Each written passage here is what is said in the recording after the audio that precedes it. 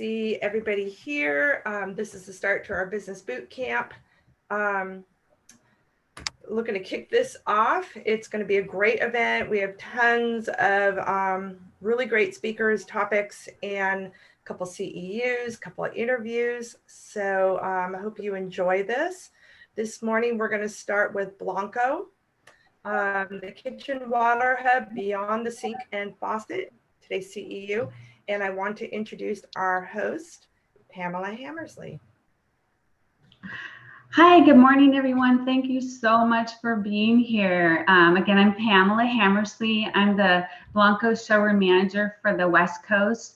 I actually started with the company in August of 2020, right in the midst of COVID, but I already knew so much about the company, the reputation and everything that we have to offer. Definitely German engineering and designs at its finest. I'm really happy to be here today to present this informative CEU that Blanco America has provided, and would also like to thank the team at ASID Orange County for including us in this virtual boot camp. I'm hoping that when you leave here today, your conversations will take on new meaning with the additional knowledge of the water hub and beyond the sink and faucet. This is, an approved course, offered again by Blanco North America. It qualifies for 1 unit of CEUs with AIA, IDCEC, NKBA, NARI, and ASPE. This unit is equivalent to 1 hour of professional development. And then through the CEU events, we'll be sending you a certificate once the names are provided by ASID, of course. Today's course description is as follows. So the increasing demands on providing healthy, safe, and quality designed environments for kitchen is definitely on the rise. Factors that we're going to be considering are material characteristics and properties, accessibility to planning centers, and appropriate installation methods. And this course definitely introduces techniques when planning an important activity center in the kitchen design, the kitchen water hub. By the end of this course, you're going to be able to describe the kitchen water hub and activity centers in the drink, prep, and clean, and then evaluate the kitchen fixture and fitting material characteristics and properties when sourcing, selecting, and specifying your fixtures. And you're going to learn about appropriate installation methods and materials that are going to be sustainable to the construction and factors of kitchen design projects. And then lastly, construct accessible planning appropriate for areas of the kitchen water hub and the home. So please plan on silencing your devices. I believe ASID will leave the mic open for any questions, or you can place a chat and we'll open for discussion at the end. That being said, let's go ahead and get started.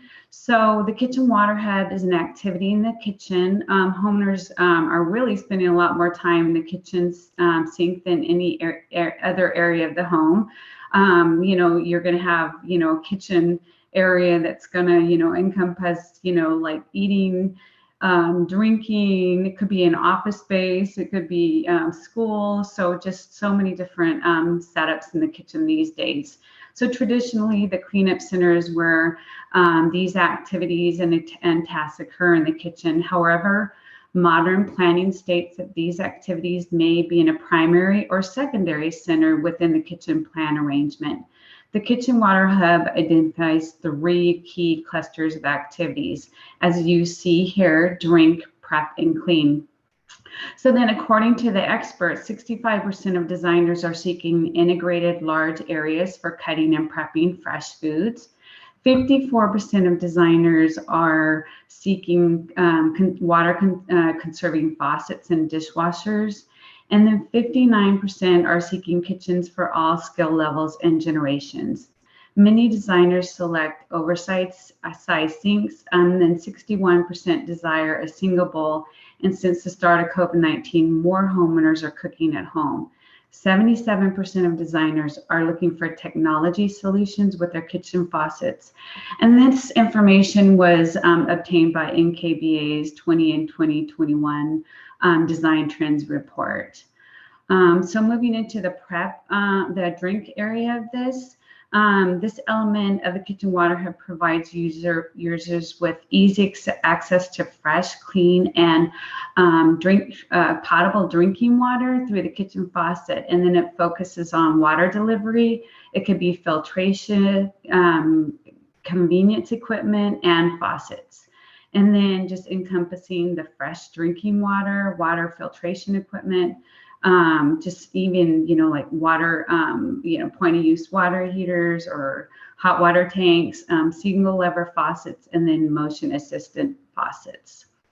And then the prep element is definitely going to provide safe, hygienic access to the greatest variety of users when performing a task related to food and beverage prep at the kitchen sink and then at the fitting as well.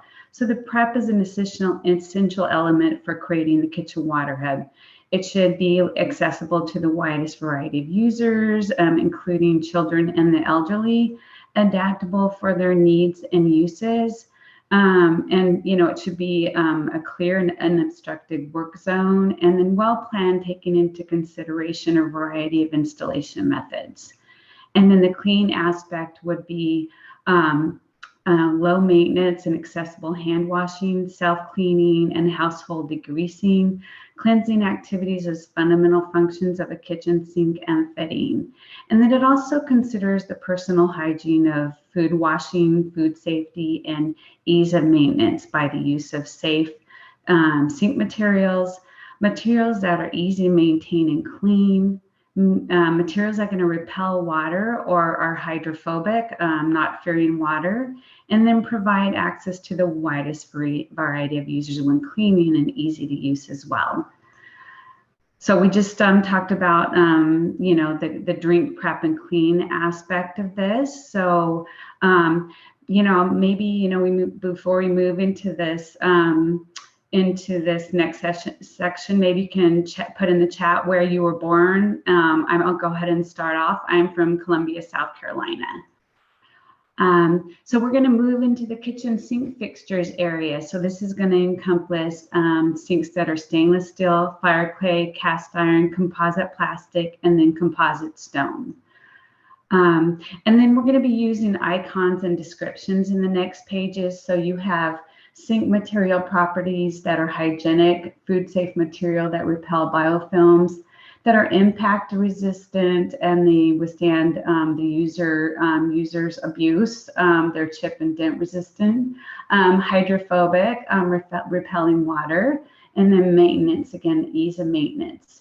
And then as far as sink installation types, they'll be undermount, top mount, 8 front, and dual mount. So we'll be going into those as well.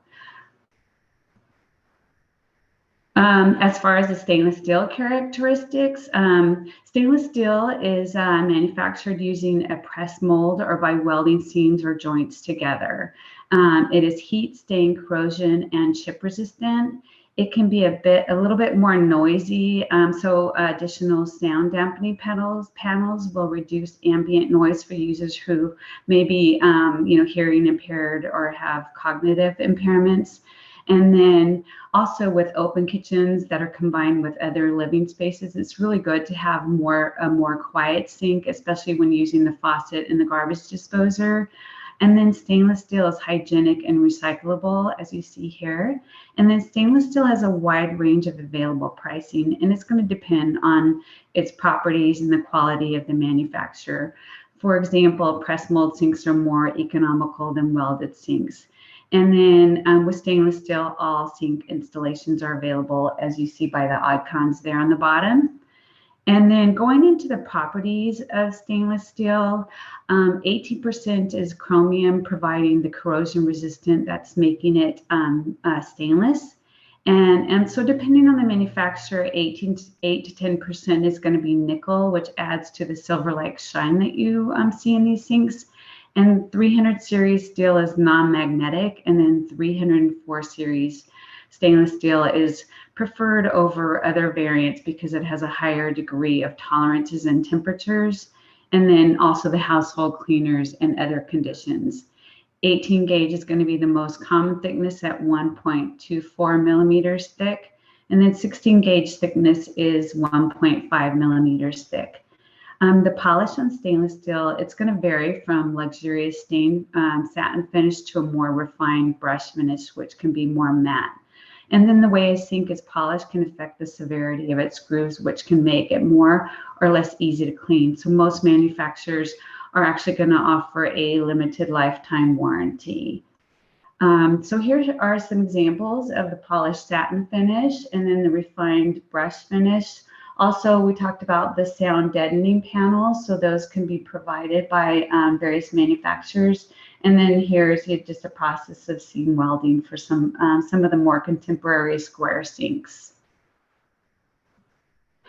Going into fire clay now, so we'll talk about the characteristics of fire clay. Ball or china clay is combined with grog material and then slip cast into a mold, glazed, and fired. So the actual fabrication process, it's going to vary from manufacturer to manufacturer with more or less detail and precision. Fire clay may be susceptible to chipping when dropping blunt or sharp items into the sink. And then when fire clay is processed, it undergoes a chemical change at its firing, causing variances in dimension within manufacturer's tolerances. And then allowing for these variances in cabinetry or casework planning is key. There's no common process to recycle fire clay, and then typically the price range is going to be mid-market to luxury. And then going into the properties of fire clay, it's a ceramic that is made when clay and glaze are fused together at really high temperatures of 2000 degrees. And then once it's slip cast into the molds, it's pre-fired to dry by 40% in a mild heated room for up to 2 days. Then the glaze is applied before being fired for multiple hours to finish the process. They're typically lighter than cast iron and can withstand household cleansing agents, mold, mildew, and then other environmental factors. And then for the material to be safe for use of food at a kitchen sink, the sink is then glazed at a high fire. However, the fire clay is not considered code-compliant sanitary ware if you're using it in a commercial interior environment. So the glazing chemical properties in fire clay sinks mean that a wide variety of colors can be used, but the most common, of course, is going to be white. And then as you see here for the warranty, most manufacturers are going to offer a limited lifetime warranty. And then moving into some of the examples of fire clay, you see a classic style here. And then some manufacturers are going to possibly have reversible features. So they might have one side that's more rounded. And then if you flip it during the installation, before installation, you can add for a little bit more modern look. So this is what you see here. And then this is just a typical apron front installation. And then you see all the accessories that go along with it. Just really great to pair all the accessories to go along with that. So then sometimes integral ledges create a functional workstation to make a classical style a practical choice. So those are some of the things that are offered. And then during the installation process, care must be taken to properly shape the cabinet panel to custom fit the fire clay apron sink. As you see here, everything is just custom around here. Moving to the cast iron characteristic, it's a molten iron that's poured into a sand mold, which forms the sink. It must be enamel coated to be able to be used as a sink, but the iron cools the water rapidly in the same manner like a large clawfoot bathtub does. Cast iron is a heavy material and may require additional cabinet engineering for the support. And then the material cannot be recycled once enameled. However, it's a mid-market to luxury product that is built to last. So as far as the property, the manufacturing of this cast iron is a multi-step process where the molten iron is prepared at 2,700 degrees Fahrenheit and then poured into a sand mold.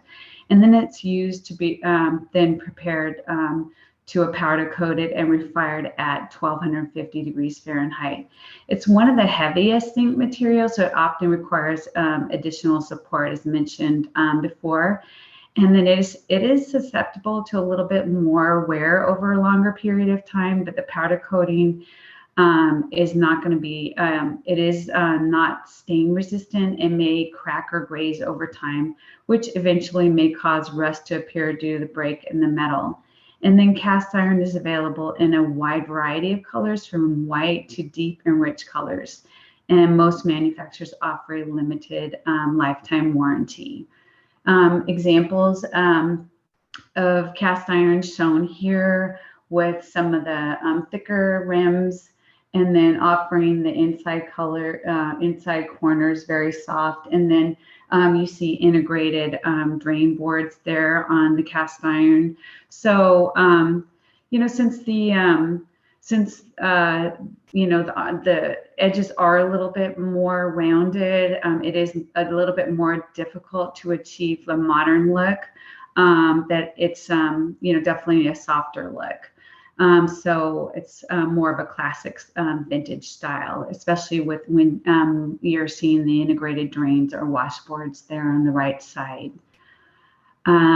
Going into the plastic, composite plastic characteristics, we're going to be doing that now. So composite plastic sinks are not the same as composite stone. So we're going to be covering that next. Plastic material is heated to a liquid state, at which time it's injected into a cavity or mold. Composite plastic sinks are chip and stain resistant, and they can be mounted in a variety of ways. There are no recycling processes for plastic composite plastic sinks, and they're usually economically and mid-market price. They range from all different categories, and again, all installations are indicated there on the bottom. These types of sinks are categorized under IATMO's plastic plumbing fixtures standard, where an unknown amount of material is combined with up to 85% acrylic polymer.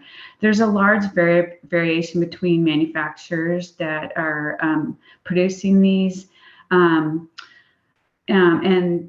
So that really then the amount of natural material, if any, is used is really unable to determine.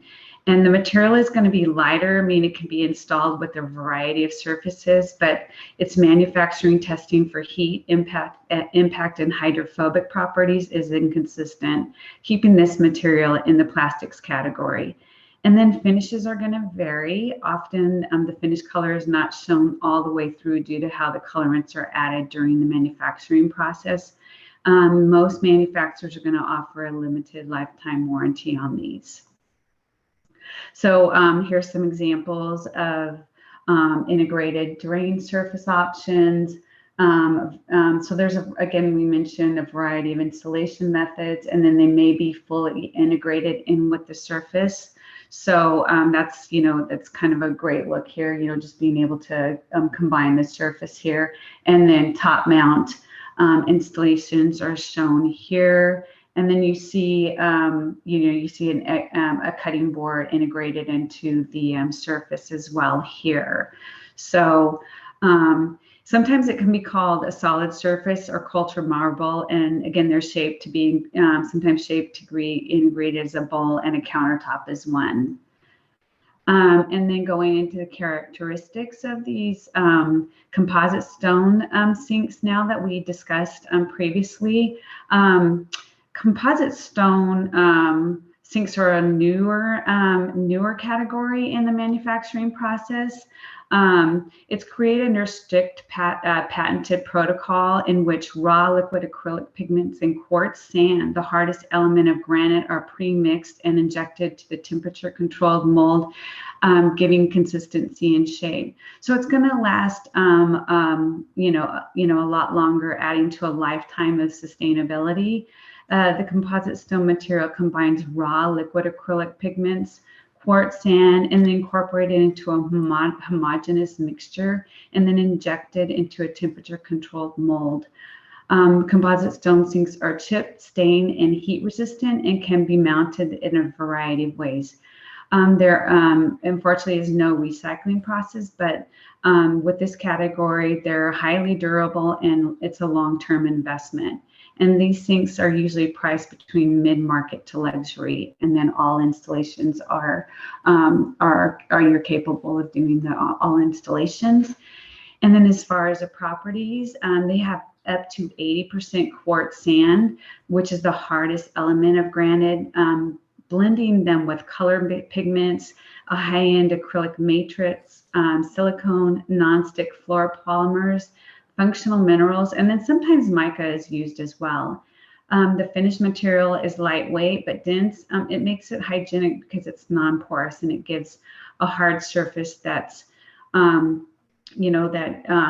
doesn't scratch very easily. It's chip and impact resistant, and then it's durable for a variety of applications. Composite stone sinks are categorized under the terrazzo concrete composite stone area of natural stone plumbing fixtures for Atmos. So not a composite plastic, but a composite stone category. The material finish is homogeneous, meaning the colorants are integrated into the composite stone material.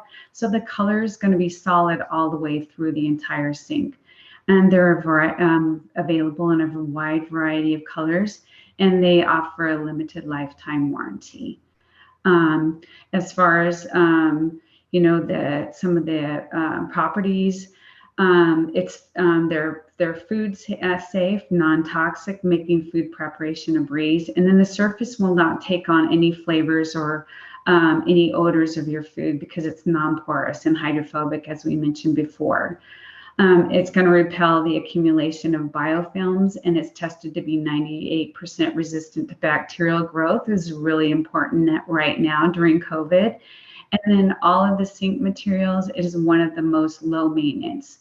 Foodborne residue is going to be removed easily with a simple sponge and water, and if necessary, a bit of baking soda or mild dish soap. No harsh chemicals are needed. And then while no sink is going to be indestructible, these sinks can withstand temperatures up to 536 degrees, 5 Fahrenheit, which is, broiler temperature is 550 degrees. So very good durability there. And you don't have to worry about thermal shock either. And the scratches are also not a worry. You can actually cut right into the composite stone surface and it's not going to damage it, but it will dull your knife.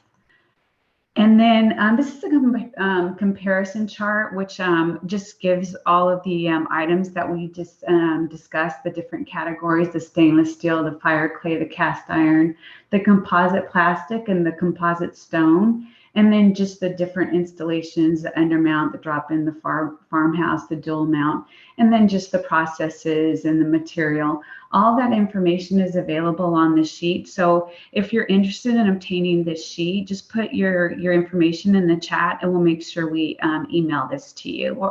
Or if you have my email address, you can send that to me as well. So now we're going to go into kitchen faucets, fittings, and accessories.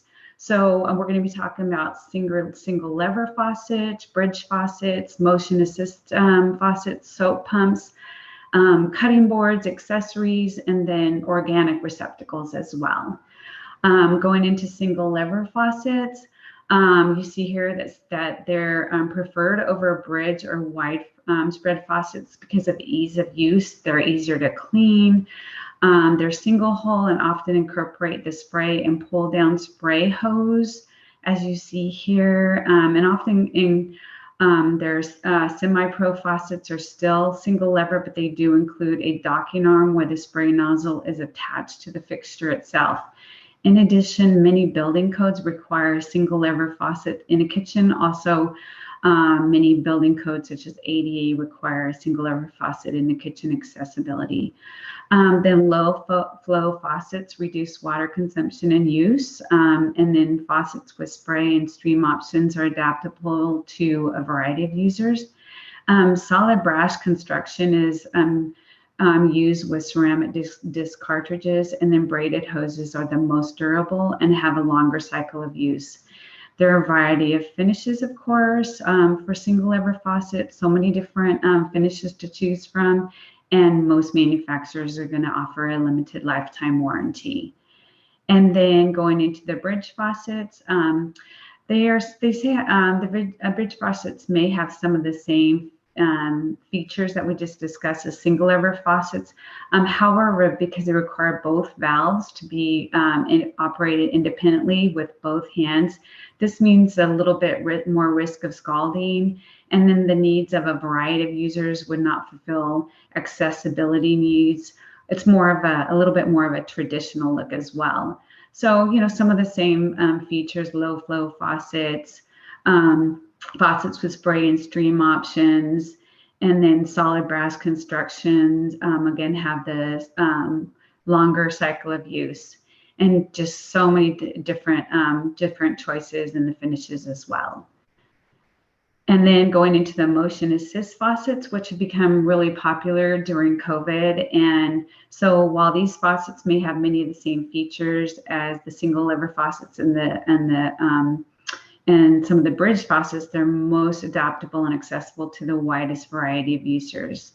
So key planning consideration will be necessary because you have to have a power source, either battery or hardwire or both. And then locating the equipment within the sink-based cabinet for ease of access, maintenance, and repair. And then some of these motion assist faucets have the ability to adjust the volume and the temperature at the handle, and some don't have a volume control at all. So it just depends on the manufacturer. Proper planning is definitely going to be needed to ensure that will meet most of the needs of the homeowner. And then going into soap pumps, they're, seeing a lot more soap pumps, out there now.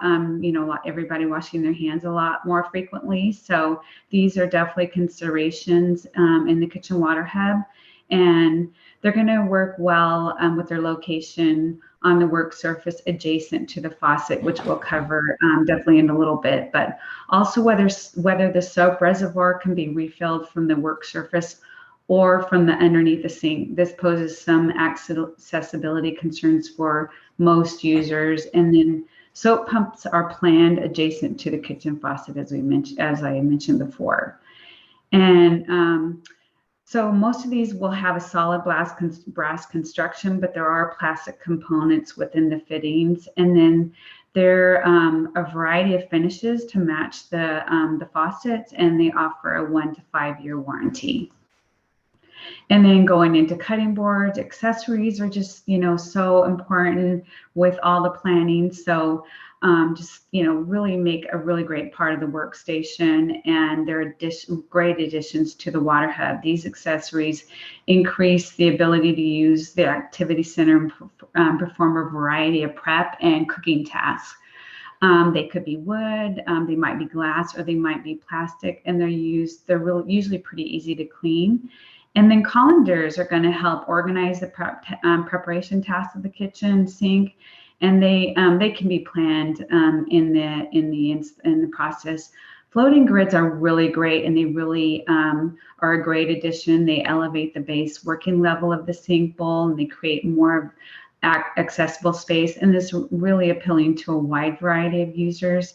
Bottom sink grids actually protect the sink base, so it's really a great addition, and really should be considered, with all sink manufacturers. And then some areas are requiring organic and compost receptacles. So we're going into that right now. I know Seattle proper, they require organic compost receptacles. I think place like downtown San Francisco. So just becoming more and more popular. So they are, they're great for a wide variety of users. They may be recessed into the counter, as you see here. So definitely planning consideration. They have a handle for transport to the main organics receptacle or compost bin for the residents.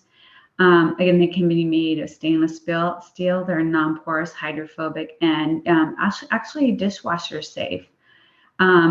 Definitely, there are moving parts below the work surface to consider when planning a recessed organics receptacle. So just making sure they're not colliding with any of the other items that are underneath the sink, like the hot water dispenser tank or the faucet connections or the garbage disposer. All those things considered during planning.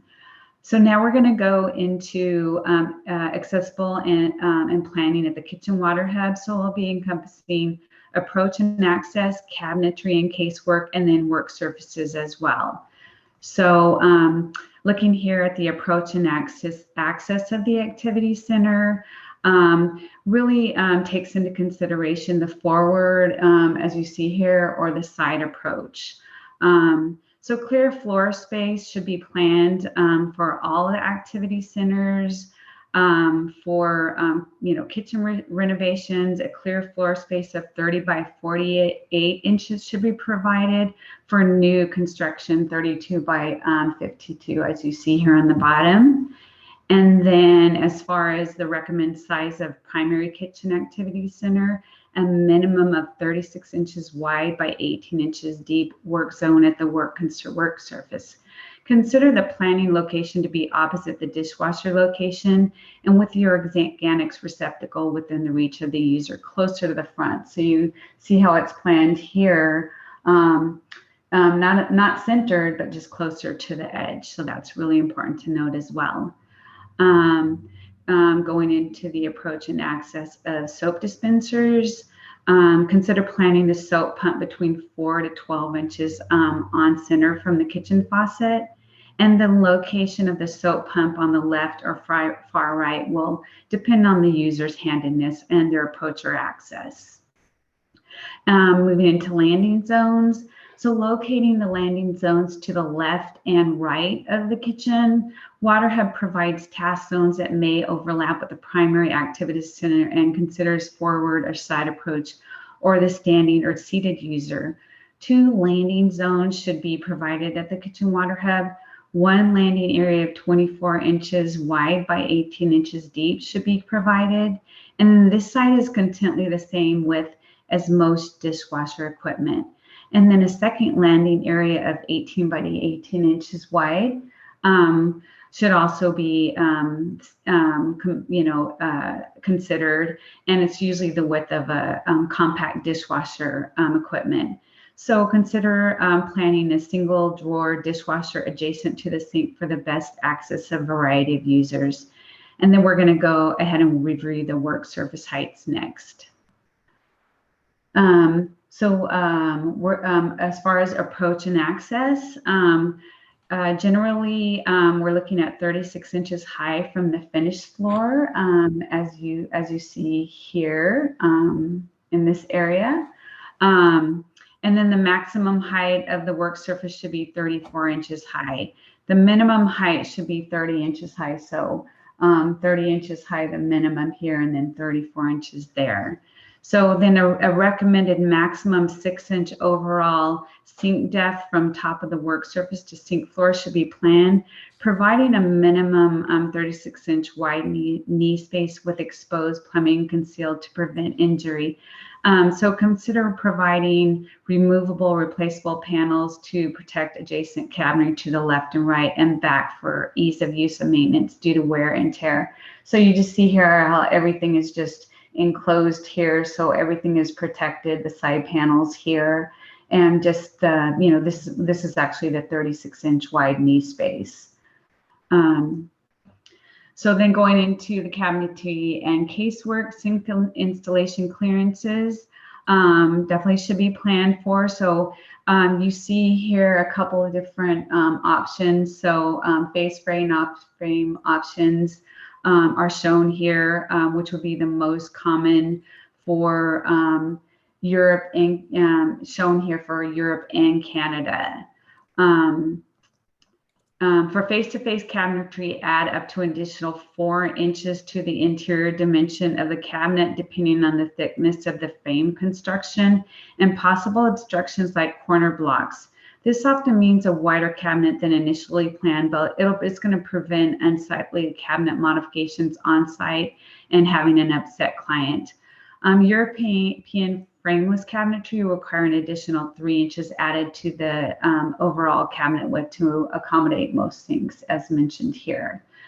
Then generally, the front bowl is set back about 3.5 inches, which will provide enough room at the back of the sink bowl for the operation of the kitchen faucet and any of the other accessories. And then as far as apron front sink, so a little bit more consideration in the casework planning needs. Each sink should accommodate finished side panels, as you see here, the side panels that are listed here.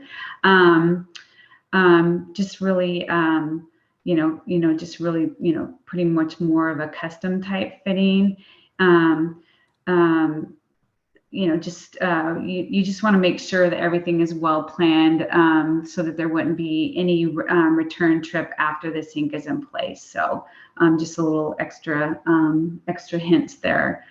And then as far as apron front sink consideration, to best accommodate the opening and closing of the cabinet doors or the dishwasher equipment, there are 2 options that could be considered. The first option is to add 3 inches overall to the sink base cabinet and add finished filler material to the left and right of the sink, as you see here in the illustration. And then the second option would be to dimensionally challenge locations, plan for an applied finished panel to be installed directly against the cabinet between the dishwashing equipment and the sink fixture. And then consider planning a finished skirt below the apron front sink, especially the cabinet doors below the sink are expected to be used regularly. So some great illustrations here for option 1 and option 2.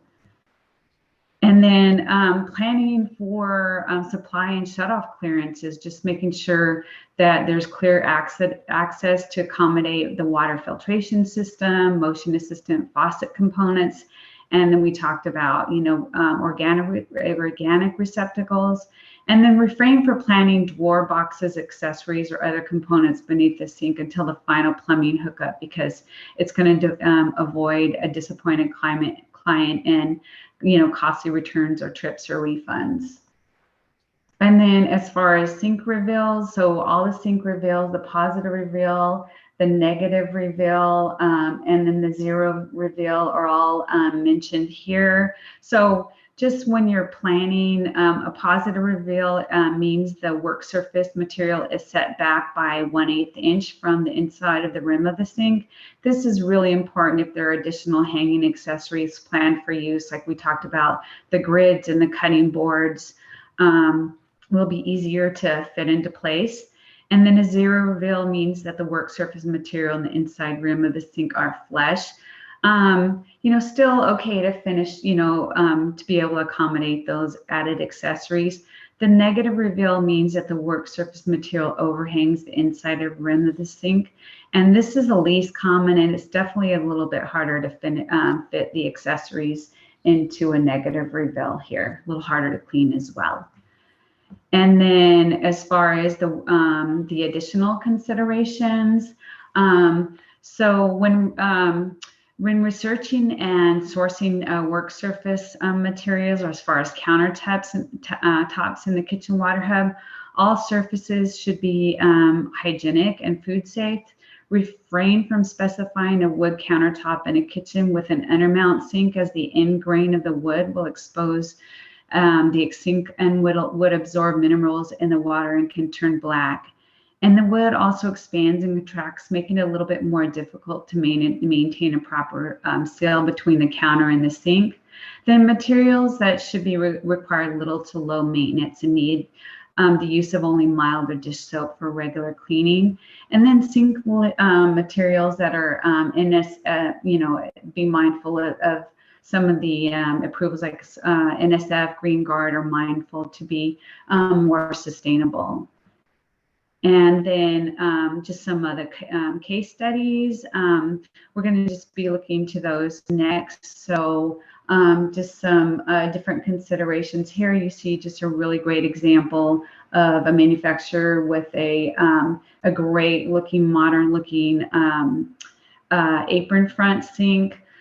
So some of them may not require a panel or distance clearance. It's definitely best to check with the manufacturer, and then observe the integration of the kitchen sink here with the soap dispensers, as really great examples. And then everything, it just feels good to have everything all in one place. The faucet, the soap dispenser, the cutting board, the grid, just the organics receptacle. You see a better image here, aerial image here. Just some really great examples in these case studies. And then case study number 2 would be for just allowing for a shallow depth sink with a maximum of 6-inch overall is ideal for a user who may be seated or otherwise have an accessibility need. And then placement of the sink and faucet will vary depending on the user's needs. And then knee space, providing the best access to accommodate the widest variety of needs. You see here the cabinetry just really right above, so easy to reach. And then consider, just definitely consider the cabinetry for a wide variety of users. And then things to consider are the elderly with a walker, small children requiring step stools. I know when I was planning for my kitchen, I really didn't take into consideration my mom with a walker, so she has a hard time contributing to the holidays because she can't get her walker in between the stove and the countertop. So just some added things to consider. And then case study number 3, just some great examples of planning dual sinks in a busy kitchen home. It's just, there's a primary activity center that's going to provide the widest prep area that's going to be adjacent to the sink, as we discussed earlier. Then that second activity center providing a minimum of 24 inches wide by 18-inch deep at that secondary sink. And then each kitchen water hub should consider the planning and overall space, the cooking, the activity flows, just tasks performed in the activity center, and then just the ease of approach and access. So we talked about, we learned a lot here. We've, definitely covered a lot of material. We talked about, the drink, the prep, and the clean aspects of the kitchen water hub, incorporating all these different things in your design practice and your, sales pitches with your customers and your clients. We definitely covered a lot in this short amount of time. At this time, we're going to officially close the CEU portion. As we prepare to wrap up the session, I like to open the floor to any questions that you may have, any of the planning considerations. Also, if you want to send me one thing that you learned today, I'll get you over a Starbucks gift card. Just send me an email, and like to get your feedback. And then as I take your questions, if you came in late or didn't, register, definitely here's the code that will be, adding all this information through the information that I get from ASID. And definitely indicate any comments in the chat as I open this up, and we'll confirm your attendance as well.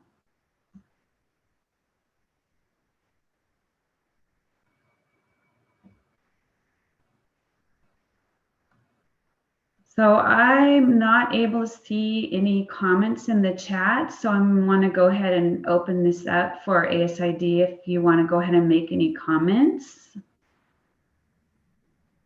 Anybody have questions? Paul Fernandez is asking to get the info sent to him. He's posted his email address.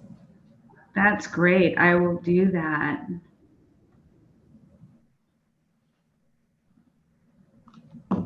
The CEU was great, really informative. I've enjoyed watching all of this.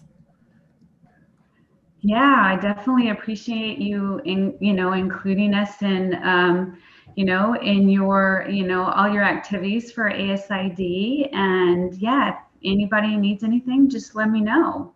happy to help out. Hope to see you all at some of the other functions that are planned for ASID.